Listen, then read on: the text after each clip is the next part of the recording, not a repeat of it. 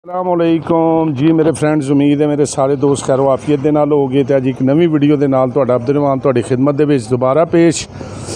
अज जिहड़ी शै तुहाडे लई लैके आए हैं, वीडियो लैके आए हैं जनाब गर्मियां दी सुगात।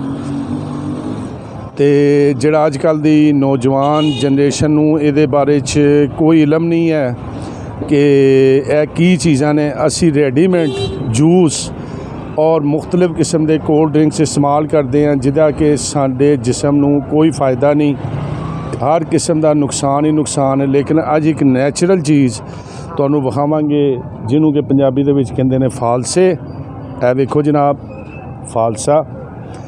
तो ये गर्मियां दी बेहतरीन किस्म की सुगात है और जिसम दे और जिन्नी गर्मी की शिद्दत हो रही है ਉਹਦੇ ਵਿੱਚ ਇਹਦਾ जनाब बहुत ही ज़्यादा फ़ायदा।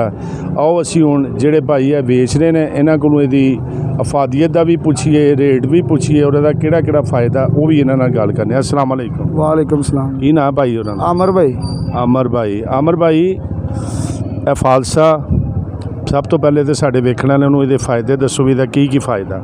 भाई आ गर्मी हैगी, गर्मी वास्ते ठीक हुंदा, ठंडा हुंदा फालसा। गर्मियां दी सुगात है, ठीक है।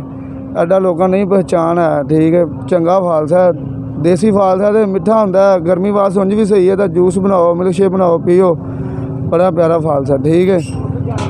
ਇਹਦਾ रेट रूट की बेच रेट आंदा 240 रुपये किलो है, बाजार 400 रुपये किलो। फालसा असीं वेचने 240 रुपये किलो डिस्काउंट रेट दे, ठीक है।